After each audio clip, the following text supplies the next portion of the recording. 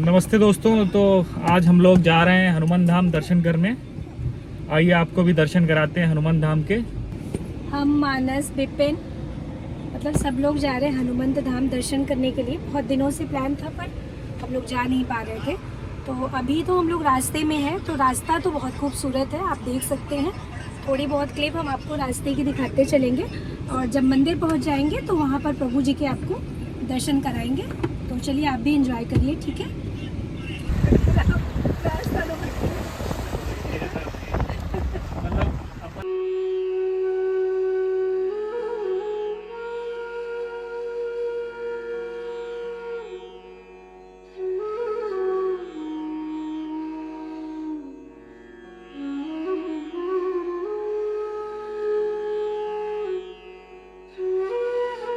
आज हम लोग जा रहे हैं हनुमान धाम के दर्शन करने के लिए। साथ में हमारे मानस भैया भी हैं, जो कि बहुत दिनों से हमारी प्लानिंग चल रही थी कि कब जाएं दर्शन करने के लिए। हमारे साथ में मिस्टी भैया भी हैं। मिस्टी भैया ऊपर देखें, मिट्टू देख लो। मिस्टी भैया शर्मा रहे हैं।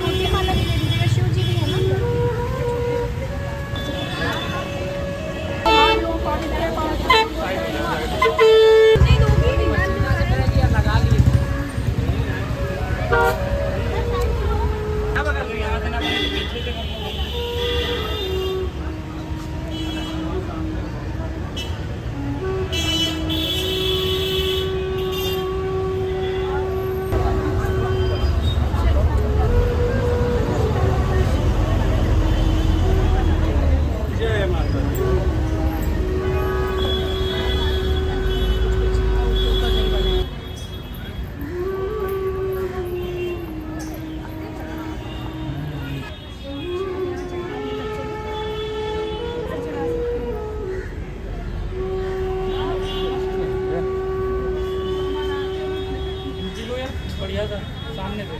नहीं उनकी तस्वीर हम लोगों की उनकी तस्वीर बड़ा बढ़िया था।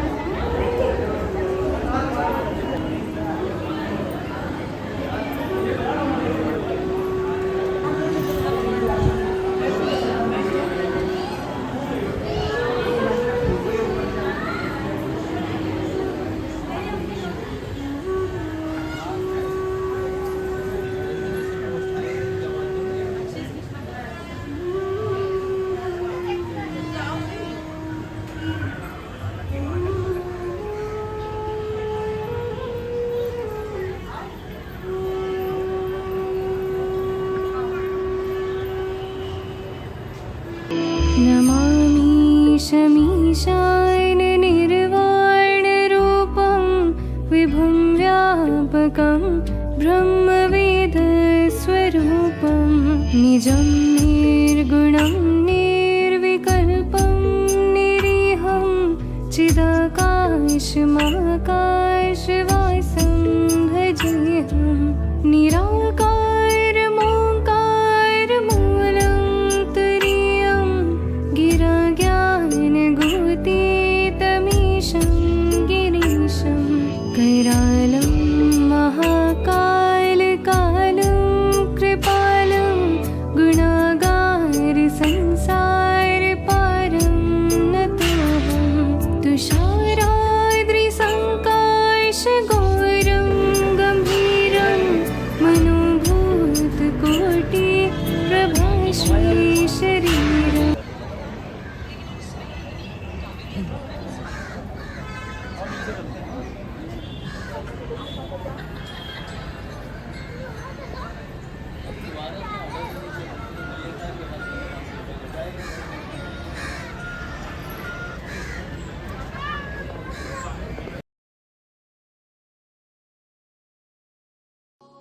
हे दुख भंजन मारुति नंदन, सुन लो मेरी पुकार। पवन सुत बिनती बारंबार, पवन सुत बिनती बारंबार। हे दुख भंजन मारुति नंदन, सुन लो मेरी पुकार। पवन सुत बिनती बारंबार, पवन सुत बिनती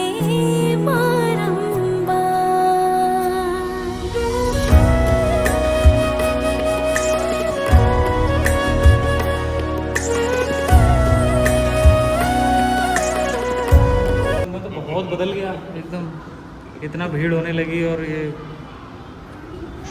सब बाबा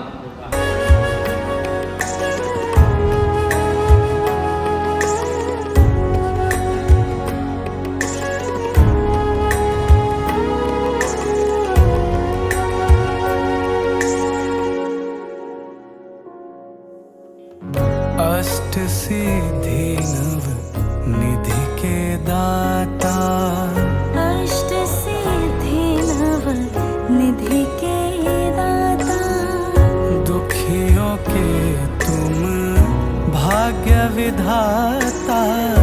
दुखियों के तुम भाग्य विधाता। सिया राम के काज सवारे, सिया राम के काज सवारे। मेरा कर उद्धार। पवन सुत बिनती बारंबार,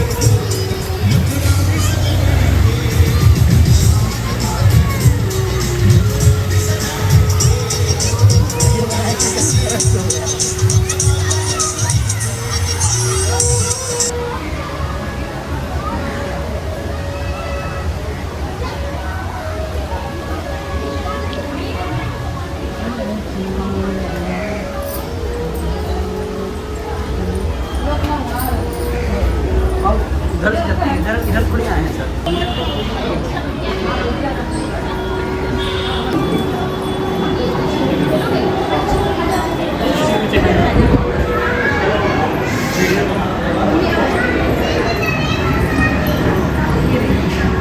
दोस्तों आज हम लोग आए हैं हनुमान धाम में और महाराज जी के आप दर्शन हुए।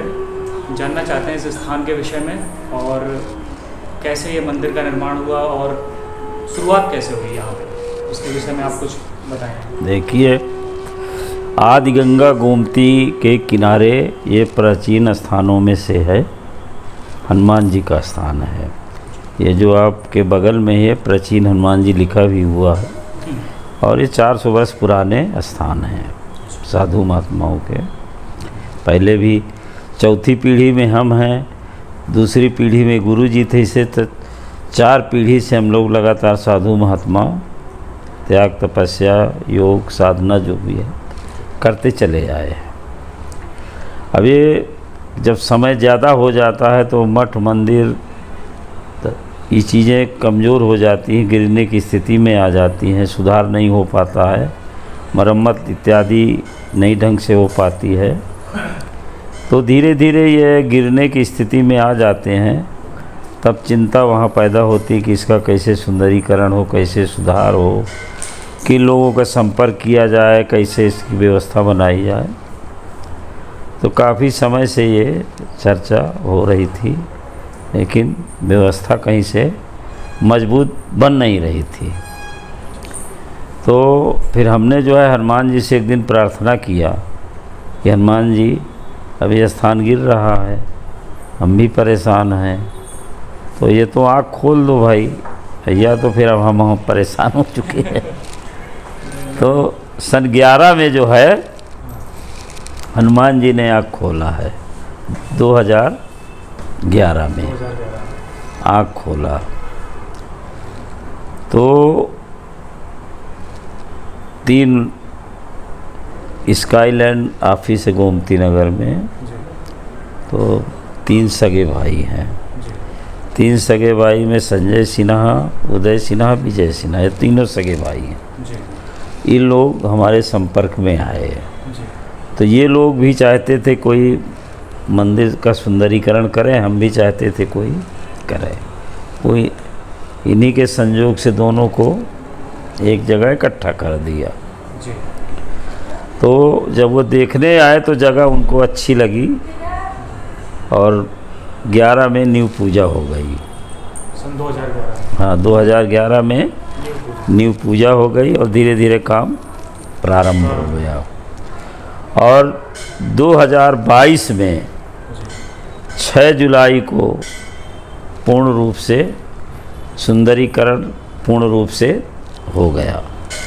तो 6 जुलाई को 2022 में 6 जुलाई को माननीय मुख्यमंत्री आदित्यनाथ जी के द्वारा इसका उद्घाटन होता है। और जो मंदिर स्थापित किए गए हैं पूरे एरिया में, करीब 10 बीघा का एरिया है, तो जो जहाँ मंदिर स्थापित किए गए हैं सबका मुख्यमंत्री के द्वारा अनावरण किया गया। और 6 जुलाई को सारे मंदिर दर्शन के लिए खोल दिए गए। हनुमान जी का मुख जो है दक्षिण दिशा की तरफ है और उनके सामने पीपल का वृक्ष भी है, तो उनका मुख भी दक्षिण की तरफ है। इसका प्रभाव ये रहता है जहाँ ये दोनों संयोग होंगे, एक तो ऐसा संयोग मिलेगा ही नहीं, दुर्लभ ही संयोग है, दुर्लभ है। अगर ये ऐसा है तो वहाँ सुख और शांति का वास रहता है अपने आप। आपको अनुभव में भी हो रहा होगा कि यहाँ सुख शांति है, कितनी पब्लिक आ जा रही है। इसके बाद में आपको कोई टेंशनाइल या किसी तरह का चिंतन या कोई वैसी चीज़ें नहीं समझ में आ रही हैं कि हम कहीं ऐसी जगह आ गए जिससे हमको परेशानी हो रही है। हर व्यक्ति को यहाँ आते जैसे प्रवेश करेगा मंदिर के अंदर, हनुमान धाम में जैसे प्रवेश करेगा वैसे उसको शांति प्राप्त हो जाती है। तो ये यहाँ का सबसे ज़्यादा एनर्जी। और यहाँ करीब 1-1.5-2 लाख पौधे लगाए गए हैं, हरा भरा। आप देखें कि चारों तरफ हरा भरा है वृक्षों से, आच्छादित है, 5-6 बीघे घास की लाल लगाई गई है। तो इस तरह से यहाँ की सुंदरता बढ़ाई गई है। आप ऊपर जाएंगे तो भक्तों के लिए ऊपर बैठने की व्यवस्था की गई है, जगह जगह बेंचें बनी हुई हैं, बैठने की जगह दी गई है। कहीं पर ऐसी जगह आप नहीं पाएंगे जहाँ भक्तों के बैठने की व्यवस्था ना की गई हो। पानी जल की व्यवस्था, ठंडा जल भी है, वैसा जल की व्यवस्था की गई है, बैठने की व्यवस्था की गई है और दर्शन आराम से लोग करते हैं।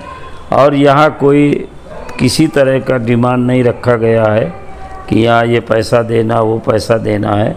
आपकी स्वेच्छा है, दान पात्र में डाल दीजिए। प्रसाद की भी यहाँ कोई डिमांड नहीं है, लोग अपने आप लाते हैं, अपने आप ले जाते हैं। यहाँ कोई प्रसाद निकालता नहीं, ना कोई रखता है। हाँ, अपने आप चढ़ा दिया, अपने आप लोग ले जाते हैं उसको, जो भी करते हैं बांटते। इस तरह से यहाँ की व्यवस्था संचालित की जाती है। और इसके बाद में जहाँ हनुमान जी विराजमान है वहाँ राम दरबार भी देखा होगा आपने, राम दरबार भी है। फिर बगल में शिव दरबार है। गणेश जी 5 वर्ष के हैं, गोदी में बैठे हुए हैं। आप शिव दरबार का भी दर्शन कराइए। इसके बाद में जब मंदिर के बाहर निकलेंगे तो गणपति जी का स्थान है। हाँ, गणपति जी का बिल्कुल प्रवेश द्वार के सामने, वो भी अति सुंदर गणेश जी हैं। जैसे आपके बम्बई में, बॉम्बे में गणपति होते हैं, वही बॉम्बे वाले ही गणपति हैं ये। हाँ, ये वही हैं, ये वही आके यहाँ पधारे गए हैं। इसके बाद में आप आएंगे तो देखा होगा कि नवग्रह की भी स्थापना की गई है। नवग्रह की स्थापना इसलिए की गई है, जो देश में, समाज में आपत्ति काल आते हैं, बरसात है, तूफान है, आंधी है, तमाम तरह की दिक्कतें पैदा होती रहती हैं, तो नवग्रह की पूजा करने से ये सब चीज़ें सब कम हो जाती हैं। तो इनका भी, नवग्रह की भी नियमित आरती पूजा की जाती है। इसके बाद में आप देखा होगा शिव दरबार। तो शिव दरबार में जब जाएंगे आप, तो जो शिवलिंग है जो स्थापित किया गया है, ओरिजिनल शिवलिंग है वो, उसमें ओम बना हुआ है, उसमें प्राकृतिक ओम बना हुआ है।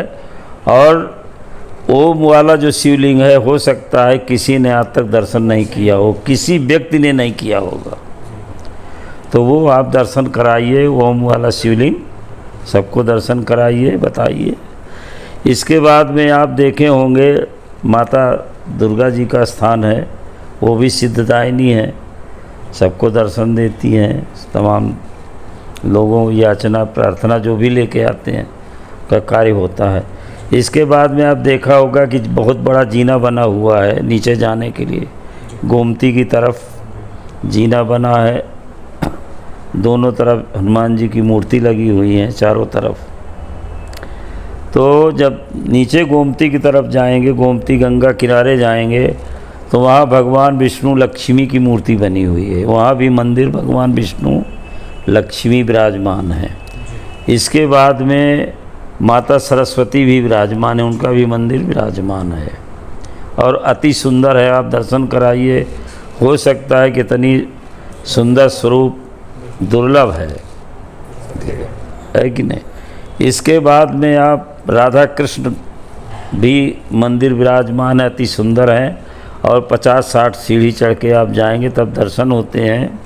और चारों तरफ से वृक्षों से आच्छादित किया गया, एक तरह का वाटिका बनाई गई है और बैठने की व्यवस्था है, नीचे फर्श बना हुआ है सब तरह की। वहाँ भी व्यवस्था की गई कि भक्त लोग बैठ के ध्यान साधना आधना जो भी करें कर सकते हैं। इसके बाद आप देखेंगे गोमती किनारे एक कुंड बना हुआ है, जल कुंड है, जिसमें फव्वारा 5 बजे चलता है। अभी समय चल रहा है कि नहीं चल रहा? चल रहा है। हाँ, तो फव्वारे का है वो इसलिए लगाया गया है, थोड़ा सा वातावरण भी ठंडा रहे, लोगों को देखने में भी अच्छा लगता है।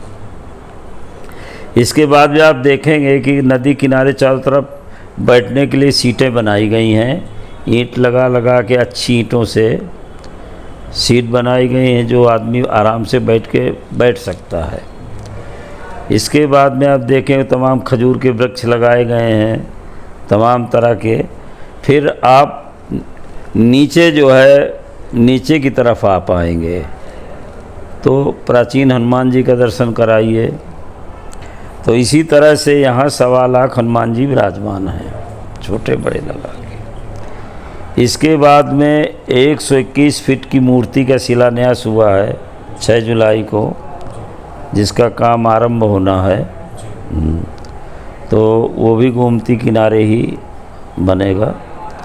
इस प्रकार से यहाँ जनता का आवागमन, दोपहर में मंदिर बंद नहीं किया जाता है, इसलिए कि यहाँ जनता इतना ज़्यादा आती है कि आधा घंटा भी नहीं बंद कर सकते हम लोग। तो इसलिए दोपहर में भी खुला रहता है।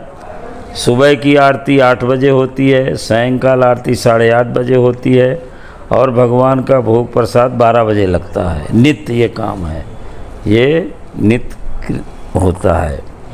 और दर्शनार्थी लोग आते ही रहते हैं, तमाम बाहर के पर्यटन में भी ये स्थान आ गया है। हाँ, पर्यटन से भी बाहर देश से लोग आते रहते हैं, अपने बाहर प्रदेशों के भी लोग यहाँ आते हैं।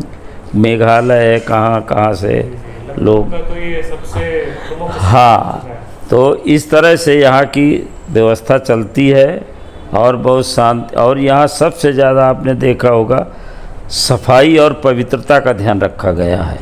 कहीं भी आपको कूड़ा नहीं मिलेगा, कहीं कोई गंदगी नहीं मिलेगी। यहाँ पानी की बोतल लाना मना है, खाने पीने की वस्तुएं बिल्कुल मना किया गया है। नशा पत्ती का कोई प्रयोग ही नहीं कर सकता है। इस तरह से मंदिर के वातावरण को एकदम शुद्ध साफ सुथरा रखने के लिए जो प्रयास हैं वो किए जाते हैं। गार्ड की व्यवस्था की गई है, गार्ड इधर भी रहते हैं, पीछे साइड में भी रहते हैं। तो इस तरह से व्यवस्था की गई है कि किसी भक्त को, आने वाले को कोई दिक्कत ना हो। कोई अगर जानना चाहता है, समझना चाहता है तो उसके लिए भी व्यवस्था की गई है कि आप एक जगह बैठ के पूरी बात समझ लें, जान लें, है कि नहीं। तो इस तरह से सारी व्यवस्था यहाँ की गई है और लोग समय समय पर आते रहते हैं।